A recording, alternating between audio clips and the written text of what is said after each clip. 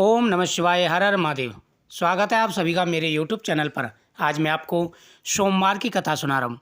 सोमवार के व्रत दो प्रकार के होते हैं। एक सादा सोमवार का व्रत रखा जाता है जो खुले सोमवार होते हैं, और दूसरा जो व्रत होता है वो 16 सोमवार का होता है, जो हम गिन करके संकल्प करके रखते हैं कि प्रभु मैं 16 सोमवार का व्रत रखूँगी या रखूँगा।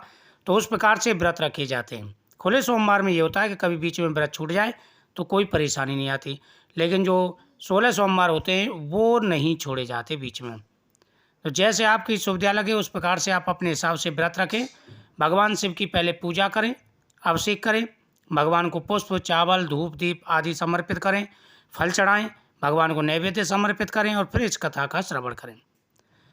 प्राचीन समय की बात है, एक साहूकार था जो कि भगवान शिव का अनन्य भक्त था और नियमित रूप से भगवान शिव की आराधना करता था। उसका नियम था कि प्रत्येक सोमवार को वह भगवान शिव की पूजा करता था और सोमवार के व्रत रखता था। अब उसे व्रत रखते रखते काफ़ी समय हो गया। एक दिन माता पार्वती ने भगवान शिव से कहा कि प्रभु, यह साहूकार काफ़ी समय से आपका व्रत रख रहा है, इसकी इच्छा आप पूरी करिए। भगवान शिव ने कहा, देवी, ये संसार कर्म क्षेत्र है, जहाँ व्यक्ति जैसा कर्म करता है उसे उसी प्रकार फल की प्राप्ति होती है। ये पुत्र प्राप्ति के लिए व्रत कर रहा है, लेकिन इसके भाग में तो संतान का सुख है ही नहीं, मैं कैसे दूंगा। भगवान की यह बात सुनकर ये माता पार्वती ने कहा, प्रभु, जब इसके भाग्य में संतान नहीं है तभी तो आपकी पूजा कर रहा है, आपको तो वरदान देना चाहिए। भगवान शिव कहने लगे, ठीक है देवी, अगर आप तुम कहते हो तो मैं इसे वरदान देता हूँ। मैं इसे एक पुत्र का वरदान देता हूँ, लेकिन वह पुत्र सिर्फ 12 साल ही जीवित रहेगा। इतना मैं कर सकता हूँ, इससे ज़्यादा कुछ नहीं कर सकता। माता पार्वती प्रसन्न हो गई। साहूकार ये सारी बातें सुन रहा था। उसने कहा कि प्रभु, आपने मुझे वरदान दिया और वो भी ऐसा दे दिया कि वरदान अधूरा है। चलो कोई बात नहीं, जैसी आपकी इच्छा। वो वरदान पा कर के बड़ा प्रसन्न हुआ, मन मन प्रसन्न भी हुआ, क्योंकि उसके संतान नहीं थी तो निसंतान का कलंक तो छूट जाएगा। साथ ही लड़का अल्पायु था तो ये सुन करके उसे दुख भी हुआ। अब वो घर वापस आ गया। उसने किसी को कुछ नहीं बताया। कुछ समय के बाद में उसकी पत्नी गर्भवती हुई और भगवान शिव की कृपा से एक सुंदर पुत्र पैदा हुआ। पूरे हर्षोल्लास और खुशी के साथ में पूरा परिवार ने, पूरे सभी ने मिलकर के उसका जन्मदिन मनाया और उसको भी बुलाया, भाई आकर के आप भी जन्मदिन मनाइए। तो साहूकार को तो सब कुछ पता था। उसने कहा कोई बात नहीं, आप मनाइए। वो भी दिखाने के लिए प्रसन्न था, लेकिन उसे ये तो पता ही था कि ये अल्पायु है। धीरे धीरे लड़का बड़ा होने लगा। लड़का 11 साल का हुआ। उसकी माता ने कहा, देखो हमारा बेटा 11 साल का हो गया है, अब इसका विवाह हमें कर देना चाहिए। उसने कहा, देखो अभी मैं इसका विवाह नहीं करूँगा, पहले मैं इसको काशी पढ़ने के लिए भेजूँगा। जब ये थोड़ा बड़ा हो जाएगा, वहाँ पढ़ाई पूरी कर लेगा, तब इसका विवाह करूँगा। क्योंकि पहले समय में 10-11 साल के लड़के लड़कियों की शादी कर देते थे, ये रूल था। अब रूल थोड़ा बदल गया है। तो उसने अपने साले को बुलाया, कहा कि ऐसा करिए, इसे काशी जी पढ़ने के लिए ले जाइए और रास्ते में दान पुण्य करते जाना, ये काम जरूर करना। उसने धन दिया बहुत सारा, रास्ते में दान पुण्य करते जाना, कंजूसी मत करना, और बेटे के हाथ से कराते जाना। और रास्ते में दान पुण्य करते हुए जा रहे थे। रास्ते में कंचनपुरी पड़ी, वहाँ पर वो रुके और धर्मशाला में रुके हुए थे। देवयोग से उस राज्य के राजा की लड़की का उस दिन विवाह भी था। अब जो बारात आई थी वो भी उसी धर्मशाला में ठहरी हुई थी। लेकिन यहाँ पर एक ये था, दोस्त था उस लड़के में, कि वो लड़का एक आंख से काना था जो शादी करने आया था। अब उसके पिता को डर था कि भाई फेरों पर जैसे ही उनको अगर लड़की वालों को पता चल गया तो बारात वापस हो जाएगी। अब जैसे ही उसने उस साहूकार की लड़की को देखा, लड़की के पिता ने, जो शादी के लिए आया था अपने बेटे की शादी करने के लिए, तो उसने उसके मामा को बुलाया और कहा कि भाई मैं तुम्हें बहुत सारा धन दूंगा और फेरों का काम इस लड़के से करा दो। मामा राजी हो गया, फेरों का काम हो गया।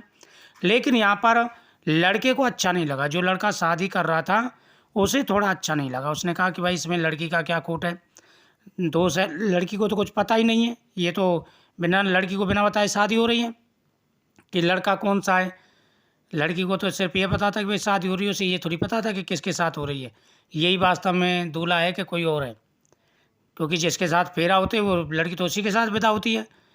अब उस लड़के ने लड़की की चुनरी के पल्ले पे लिख दिया कि तेरी शादी मेरे साथ हुई है, मैं काशी जी पढ़ने जा रहा हूँ, लेकिन जिसके साथ तुझे भेजेंगे वही एक आंख से काना है। अब सुबह के समय लड़की को विदा करने के लिए सभी जल्दबाजी कर रहे थे, तैयारियां हो रही थी। इधर लड़की की दासी ने लड़की के चुनरी पर पल्ले पर लिखा हुआ कुछ देखा। उसने कहा कि देखो महारानी राजकुमारी, आपकी चुनरी पल्ले पर कुछ लिखा हुआ है। उसने पढ़ा, अपने पिता को दिखाया। पिता को जो गुस्सा आ गया, बारात को वापस कर दिया। इधर वो दोनों काशी जी पहुंच गए। वहाँ लड़के ने पढ़ना प्रारंभ कर दिया। मामा यज्ञ अनुष्ठान कर रहा था। एक दिन दोनों अनुष्ठान कर रहे थे, अचानक से लड़के के सिर में दर्द होने लगा। उसने कहा मामा मैं अंदर जाके सो रहा हूँ। अंदर जाके सोया, उसके प्राण निकल गए क्योंकि उम्र पूरी हो गई थी। इधर मामा ने यज्ञ पूरा किया और जाकर देखा तो वो तो प्राण निकल गए उसके। तो अब वो जोर जोर से रोने लगा। देवयुग से भगवान शिव और माता पार्वती भी वहीं होकर के जा रहे थे। जब उन्होंने उस लड़की को देखा तो माता पार्वती के बार बार आग्रह करने पर भगवान शिव ने उसे दोबारा से जीवन दान दे दिया। अब वो खड़ा हो गया, हर हर महादेव, हर हर महादेव जोर जोर से चिल्लाने लगा। उसका मामा जो प्रसन्न हो गया कि इतनी बड़ी विपदा आकर के टल गई। और मामा भांजे वहाँ पर अनुष्ठान वगैरह उन्होंने किया, बड़ा अनुष्ठान किया। वहाँ पर ब्राह्मणों को बुलाया और ब्राह्मणों को बहुत सारी दान दक्षिणा दी, क्योंकि इतनी बड़ी विपत्ति आई थी और इतनी बड़ी विपत्ति आकर के टल गई। मामा भी बड़ा प्रसन्न था। जो धन उसके पास था वह सारा उसने दान पुण्य में लौटा दिया वहाँ पर। अब उन्होंने माँ से यज्ञ अनुष्ठान प्रारंभ समाप्त करके फिर वो अपने माँ के लिए चल दिए। अब रास्ते में उसी नगरी में रुके जहाँ की राजा की लड़की से उसका विवाह हुआ था। तो राजा ने उनको पहचान लिया। अब राजा अपने राजमहल में ले गया और लड़की भी प्रसन्न हुई देख करके, और फिर धूमधाम से उनका स्वागत किया। करीबन 1 हफ्ते वहाँ पर वो रुके। उसके बाद में लड़के ने कहा देखो हमारे माता पिता भी हमारी प्रतीक्षा कर रहे होंगे, इंतज़ार कर रहे होंगे, अब हमें चलना चाहिए। उन्होंने कहा ठीक है कोई बात नहीं, मैं अपने पिता से कह देती हूँ। उसने राजा से कहा। राजा बड़ा प्रसन्न हुआ। उन्होंने कहा हाँ बेटी जाना तो है ही है, खूब खुशी से जाओ। अब राजा ने उनको विदा किया। हाथी, घोड़े, सोना, चांदी, जेवर, अनेक प्रकार की चीज़ें राजा ने उनको दी। अब वो प्रसन्नता के साथ अपनी नगरी के लिए चल दिए और जा कर के अपनी नगरी के निकट पहुँचे तो एक दूत को घर भेजा कि भाई जाओ जा कर के खबर करो। अब सेठ और सेठानी घर की छत पर बैठे हुए थे। उन्होंने कहा कि भाई अगर 1 हफ्ते के अंदर हमारा बेटा नहीं आया तो हम कूद करके जान दे देंगे। अगर साला अकेला लौटा और हमारा बेटा साथ में नहीं आया तो हम जान दे देंगे। तभी उसको खबर आई कि आपका बेटा वो के साथ आ गया, लेकिन उनको विश्वास नहीं हुआ। जब खुद बेटा उनके सामने पहुंचा तो वो तो बड़ी प्रसन्नता के साथ नीचे उतर के आए और उन्होंने सारी बात पूछी। उन्होंने कहा ये सब भगवान भोलेनाथ की कृपा से हुआ है, मेरे तो प्राण ही निकल गए थे, लेकिन भगवान शिव ने मुझे दोबारा से प्राण दान दिए। यह देख कर के बड़ी प्रसन्नता मनाई गई, खुशी मनाई गई।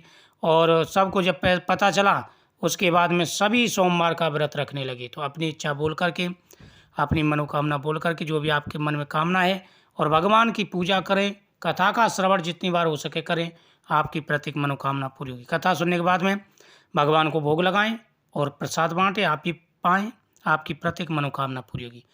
ओम नमः शिवाय। हर हर महादेव।